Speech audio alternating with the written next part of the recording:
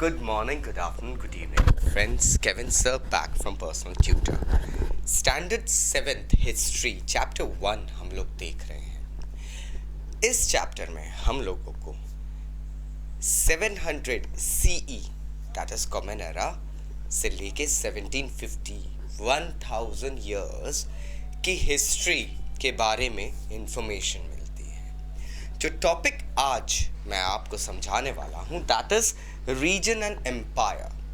Now अगर हमने एक फेमस संस्कृत प्रशस्ति, if you want to know about the प्रशस्तिस, just go through my previous lecture. Standard 6th में प्रशस्तिस के बारे में बताया. They were actually some poems written by bards or poets, the royal bards or the poets who were based in the royal courts. अब हुआ ये कि एक संस्कृत प्रशस्ति थी जिसमें दिल्ली सल्तनत के एक सुल्तान घियासुद्दीन बलबन, जो कि 1266 से 1287 तक रूल कर रहे थे या गद्दी पे थ्रोन पे बैठे थे, उनके बारे में बताया गया है.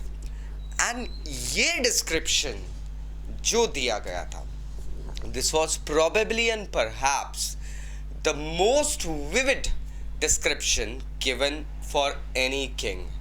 उनका एम्पायर इतना बड़ा बताया गया था कि हिस्टोरियंस कभी कभी इस क्लेम पे डाउट करने लग गए. What they said was कि घियासुद्दीन बलबन जो थे, इनका एम्पायर ईस्ट में बंगाल, जिसे हम लोग गौड़ा के नाम से, उस वक्त गौड़ा के नाम से जाना जाता था, से लेके वेस्ट में गजनी, दैट इज अफगानिस्तान, गजनी में जो गज्जाना एरिया है वहाँ तक इनका एम्पायर फैला हुआ था. मतलब बंगाल से लेके अफगानिस्तान के गजनी इलाके तक. एंड देन साउथ इंडिया, जिसे उस वक्त द्रविड़ कहा जाता था, वहाँ तक इनका एम्पायर का एक्सपांस था. उस प्रशस्ति में कुछ खास बातें लिखी थी. उसमें यह भी मेंशन था कि कुछ एरियाज के स्पेसिफिक लोग सुल्तान के आने के कारण वहाँ की आर्मीज उन एरियाज को छोड़ के भाग गई थी. मतलब कि सुल्तान ऑटोमेटिकली एक किंग के रूप में स्वीकार लिए गए थे. अब इन एरियाज के नाम जानते हैं. गंदा, आंध्रा, केरला, कर्नाटका, महाराष्ट्र, गुजरात, इतने एरियाज के लोगों ने इनको अपना सुल्तान मान लिया था और यहाँ की आर्मीज भाग गई थी.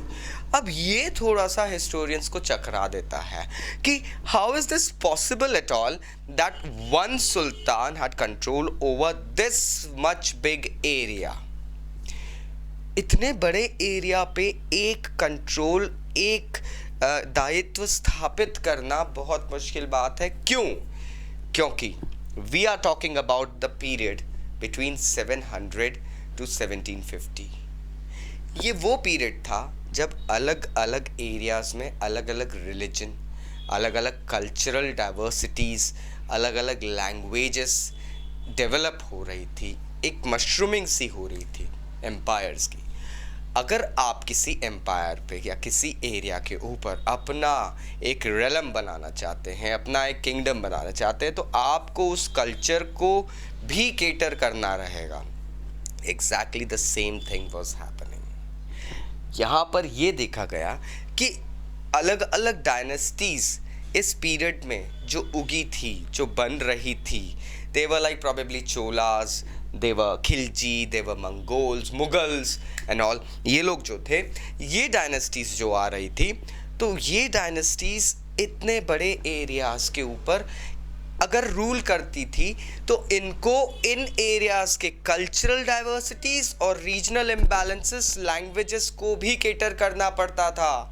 और यही होता था, this used to happen my friends, क्योंकि अक्सर ये देखा गया था कि इतने बड़े किंगडम्स जो होते थे, these kingdoms they had quite a lot of influence on people, right? There was an influence, but one thing was important.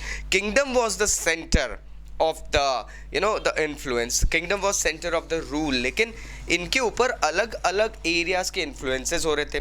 For example एक किंगडम की लैंग्वेज मुगल्स की लेके चले तो पर्शियन थी, लेकिन पैन इंडिया संस्कृत चलती थी.